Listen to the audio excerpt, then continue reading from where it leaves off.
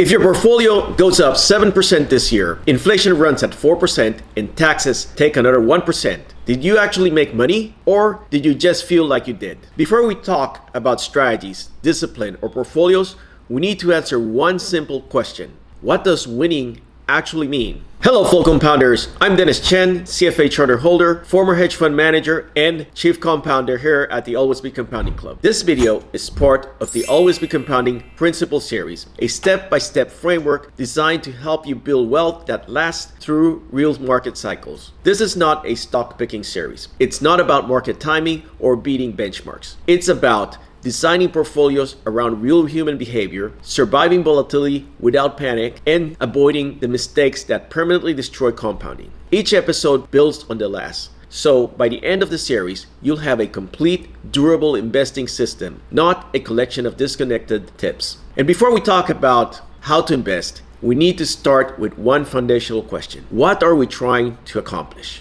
This is episode 0, and that's intentional. Before we talk about behavior, risk, or structure, we need to define the goal. But first, a quick disclaimer. Before we dive in, a quick but important disclaimer. This video is for educational and entertainment purposes only. It is not financial, investment, or tax advice. All takers and examples are hypothetical and for illustration only. I'm sharing general information and examples, not recommendations tailored to you. Investing involves risk, including possible loss of principal. Past performance does not guarantee future results. Your situation is unique. Always do your own research and consult a qualified financial professional before making any decisions. Segment 1. Why most investing goals backfire. Most investors think in targets. I need 8% returns, or I want to beat the market, or I never want my portfolio to go down. These goals sound reasonable, but they quietly create a serious problem. Targets change behavior under stress. They encourage risk creep, they increase anxiety during drawdowns, and they push investors to abandon good plans. When markets fall, the question becomes,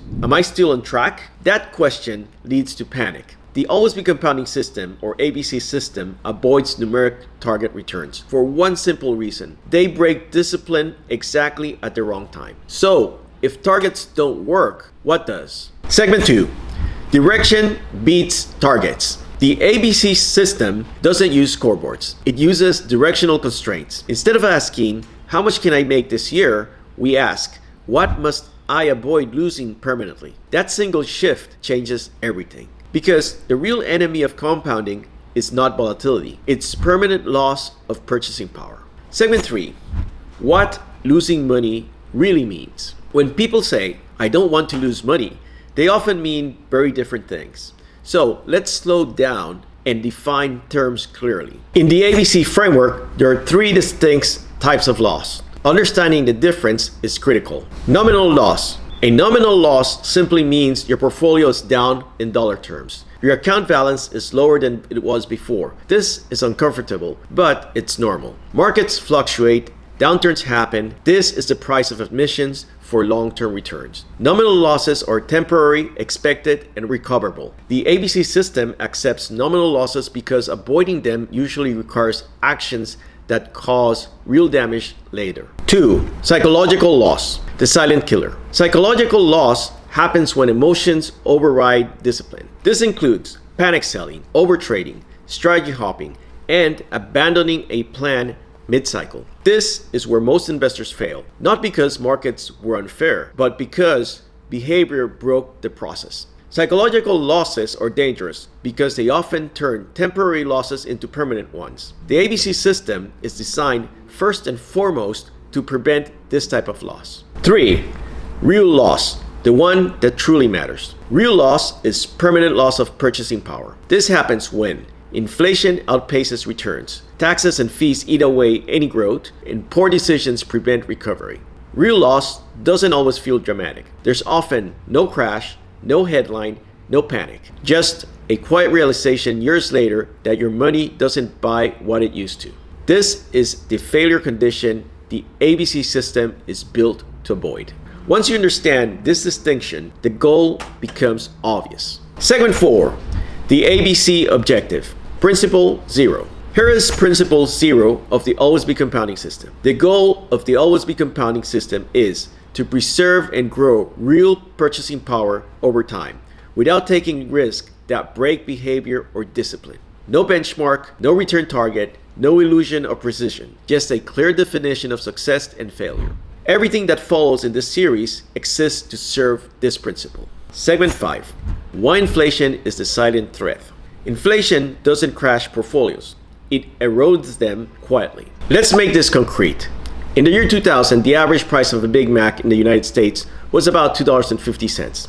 Let's call it $3. Today, that same Big Mac costs roughly $6. Prices have roughly doubled. Here's the key point, and this matters. If your portfolio did not at least double in nominal terms over that period, you did not maintain purchasing power. Even if your account balance went up, you still lost real money or purchasing power. Only after doubling nominally do you begin to grow real wealth. That means that if you bought a burger for $3 before and now you need $6, if your portfolio didn't double, let's say you had $3 and it grew to $5, you can't buy the same Big Mac you used to buy years ago for $3. That's why the ABC system explicitly accounts for inflation, taxes, fees, and behavior, because compounding only matters after all of them have taken their toll. This is why not losing money is so often misunderstood. Segment 6.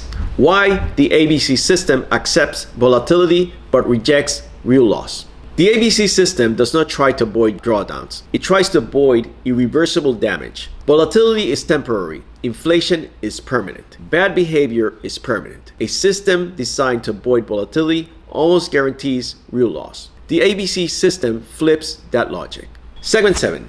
How Principle Zero guides every decision. Before any investment decision, ask yourself, does this protect purchasing power?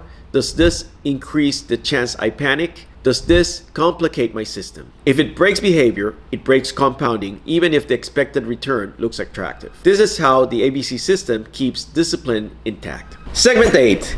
The North Star. Direction without pressure. Now, let me be clear. The ABC system does not promise returns, but that doesn't mean investors shouldn't have a directional North Star. A North Star is not a target. It's not something you check every quarter. It's not something you chase in bad markets. It's simply a long cycle sense of direction. Here's a template of an ABC North Star. Over rolling 5-year periods, my objective is to beat inflation by approximately X% while remaining fully invested and behaviorally disciplined. David's North Star example. Now let's look at an example. Meet David. David's North Star is simple. Beat inflation by about 6% over rolling 5-year periods. If inflation averages around 2.5%, David understands that his long-term nominal expectation might be roughly 8.5% to 9%.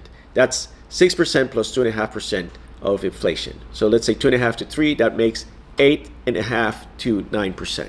But David does not expect that every year. Some years will be much higher, some will be deeply negative, and some 5-year periods may miss entirely. David judges success only after the cycle completes. The rule that protects the ABC system is that the North Star is abandoned the moment it threatens discipline or behavior. In the ABC system, discipline beats ambition, survival beats optimization, and staying invested beats being right. The Always Be Compounding Club. If this way of thinking resonates, that's exactly what we build on inside the Always Be Compounding Club. It's a community of long-term investors who want calm, durable systems, not hot takes or market predictions. Inside, you'll find deep dives on these principles, portfolio frameworks, live Q&A session, and a community of serious compounders. You can learn more using the link in the description below. Closing. Why this episode comes first. This principle doesn't replace the others. It anchors them. Before behavior, before structure, before portfolio, everything in this series exists to help you achieve one outcome: protect real purchasing power over time. In episode 1, we're going to unpack what always be compounding really means and why compounding is far more fragile than most investors realize. Because before behavior, before portfolios, and before returns, you have to protect the compounding engine itself. If this episode helped you clarify how to think about investing, like the video and subscribe to the channel and share with a friend. And remember, the key to building wealth is to always be compounding. Thanks for watching. See you in the next episode. Take care.